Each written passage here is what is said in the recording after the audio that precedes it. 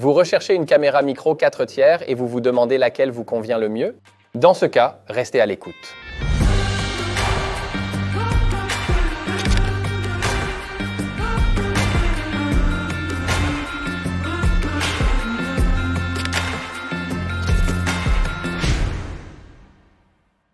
Le capteur micro 4/3 n'a plus besoin d'être présenté, car cela fait au moins quelques années qu'il est populaire parmi les vidéastes qui tournent des vidéos de mariage et d'entreprise. Bien entendu, Panasonic n'est pas la seule marque à utiliser le système micro 4/3, mais ils ont sorti quelques beaux appareils photo qui pourraient s'avérer parfaits pour vous. Le petit dernier de cette gamme est le Panasonic Lumix GH7. Il s'agit du successeur du GH6, très populaire et apprécié, qui est sorti il y a environ 2 ans. Dans cette vidéo, nous allons comparer ces deux appareils à un troisième appareil sorti il y a environ 1 an, à savoir le Lumix G9 Mark II. Bien qu'ils soient légèrement différents en apparence, ils présentent certainement des similitudes. Après tout, ils ont pratiquement le même viseur et les mêmes spécifications. L'écran est également identique à première vue, avec 1,84 million de points et le diamètre est de 3 pouces. Ils peuvent tous les trois être dépliés et retournés, mais la plus grande différence entre le modèle G9 Mark II et les modèles GH, c'est que l'écran des modèles GH peut également être surélevé. Cela offre un peu plus de flexibilité si, par exemple, vous voulez photographier ou filmer en contre-plongée. Les boîtiers présentent d'autres différences. Le GH6 et le GH7 disposent d'un téléobjectif à l'avant, mais ce n'est pas le cas du G9 Mark II. Le GH6 et le GH7 disposent également d'un emplacement CF Express et d'un emplacement pour carte SD, alors que le G9 Mark II dispose de 2 emplacements pour carte SD, tout comme le S5 Mark II et le S5 Mark II X d'ailleurs. Les modèles GH ont également un bouton à l'avant pour enregistrer, ce qui est super pratique quand vous vous filmez vous-même. Ces deux modèles ont aussi un port de synchro du timecode, ce qui n'est pas le cas du G9 Mark II. Et toutes ces fonctionnalités que l'on retrouve dans le GH6 et le GH7 nous montrent que Panasonic destine surtout ces deux appareils aux vidéastes, alors que le G9 Mark II a plutôt été commercialisé comme un appareil hybride.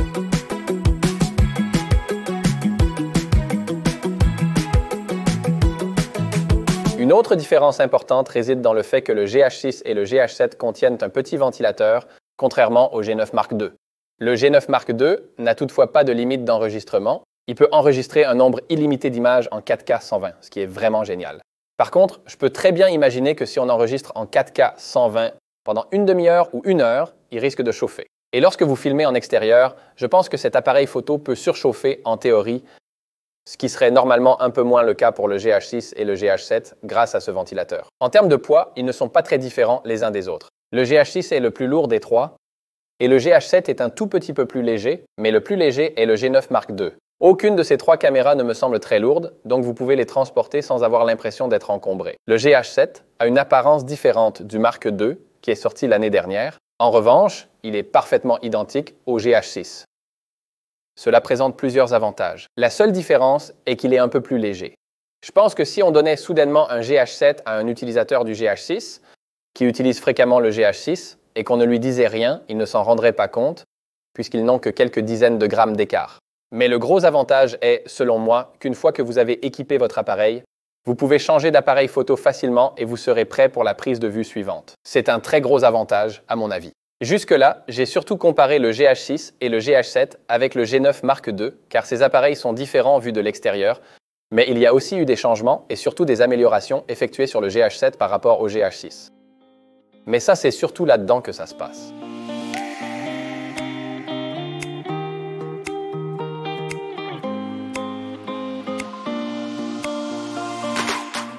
La plus grande différence qu'on retrouve entre le GH6 et le GH7, c'est que le GH7 possède exactement le même capteur que le G9 Mark II. En effet, il possède le même capteur de 25 mégapixels, ce qui veut dire qu'on retrouve la même science des couleurs, la même plage dynamique et généralement la même qualité pour la photo et pour la vidéo. Mais ces deux appareils se différencient surtout par leur fonctionnalité.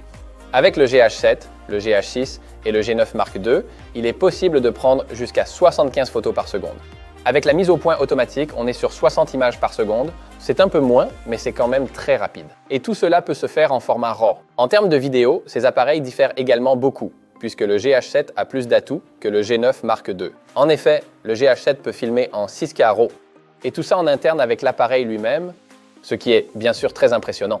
Cet appareil peut également filmer en 6K RAW, mais il utilise Apple ProRes, qui peut contenir beaucoup d'infos et qui est meilleur qu'une compression H264 ou H265, mais il n'arrive quand même pas à égaler la puissance RAW de cet appareil. Le G9 Mark II est capable de photographier au format RAW avec un moniteur externe depuis la mise à jour de décembre. Il y a une autre nouveauté très intéressante pour le GH7 par rapport aux deux autres appareils, c'est qu'il peut photographier en log. Les trois le peuvent, mais celui-ci peut le faire en ARRI Log C3. Cette option vous permet de faire passer vos productions vidéo au niveau supérieur.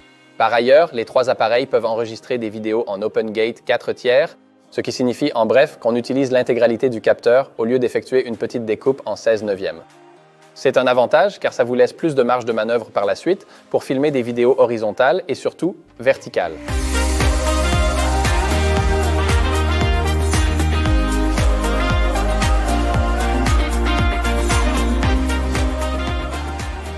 L'une des plus grandes différences entre le GH6 et le GH7 est sans aucun doute l'autofocus. En effet, le GH6 utilise l'autofocus à mesure de contraste, et pour la photo, en principe ce n'était pas trop mal, mais en ce qui concerne la vidéo, ce n'était vraiment pas suffisant, et donc je ne pouvais tout simplement pas m'y fier entièrement.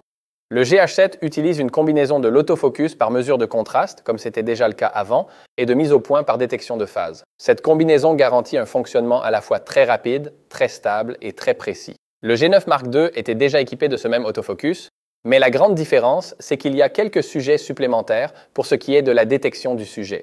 La plupart des sujets sont les mêmes, mais le GH7 détecte des sujets supplémentaires. Par exemple, vous pouvez choisir entre l'avant ou le côté d'un train ou d'un véhicule, et ils ont ajouté les avions au menu. Toujours avec le choix entre le côté et l'avant.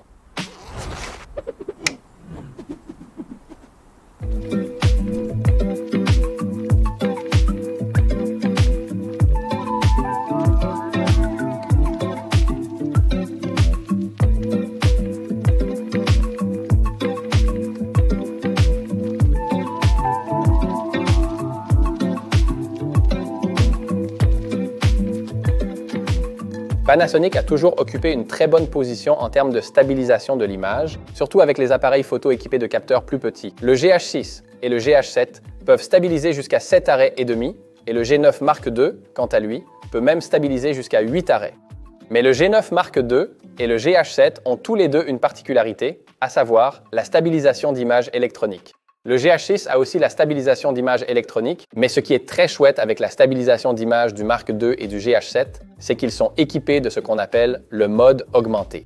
Et c'est beaucoup plus stable que le mode standard du GH6. Bien sûr, ce mode augmenté réduit un peu votre image puisqu'il zoome numériquement pour la stabiliser, mais si vous souhaitez obtenir une image la plus stable possible, c'est une belle solution.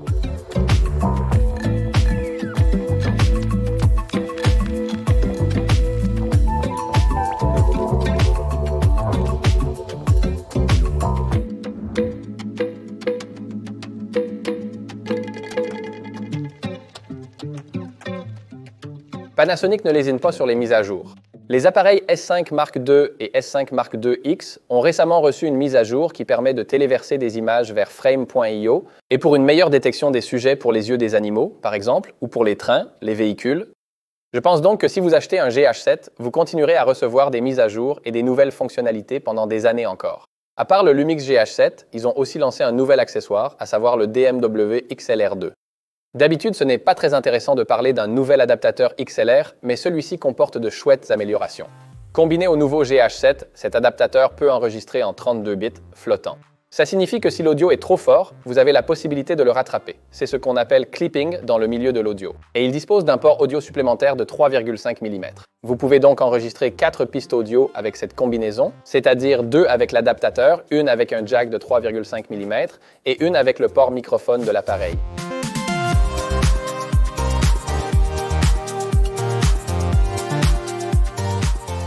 Lors de l'introduction du Lumix S9, il y a quelques temps, Panasonic a sorti une nouvelle application et cette application fonctionne également avec le GH7. Avec cette application, vous pouvez choisir parmi une liste de LUT différents pour trouver ce qui vous plaît et ce que vous préférez au niveau de l'atmosphère et du look. Vous pouvez télécharger le LUT sur votre téléphone et vous pouvez l'ouvrir directement sur votre appareil photo. Une fois que les LUT sont sur votre appareil photo, vous pouvez utiliser la fonction LUT en temps réel pour créer des images toutes prêtes.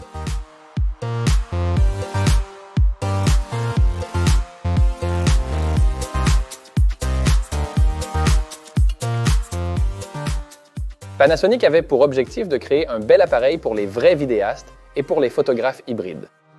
Ils ont finalement réussi ce pari avec la gamme G et avec la gamme GH. À première vue, vous ne voyez peut-être pas une grande différence entre le G9 Mark II et le GH7, mais Panasonic a fait en sorte de travailler à fond, même sur les plus petits détails, afin de rendre le GH7 aussi performant que possible pour les vidéastes professionnels. Le Lumix GH7 constitue une belle amélioration par rapport au GH6. La stabilisation d'image a été améliorée, l'autofocus est bien meilleur et il est désormais possible d'enregistrer des vidéos RAW en interne. Personnellement, je trouve que la mise à jour vaut la peine si vous valorisez l'un de ces aspects, ou bien sûr les trois. Et voilà, c'était notre comparaison du Panasonic Lumix GH7, du GH6 et du G9 Mark II. Si vous préférez un capteur plus grand que le capteur micro 4/3, Panasonic propose aussi de beaux appareils plein cadre. L'un d'entre eux est le S5 Mark II que nous avons testé l'année dernière, vous trouverez le lien à gauche. En attendant, merci d'avoir regardé, likez, abonnez-vous et à une prochaine fois. A plus!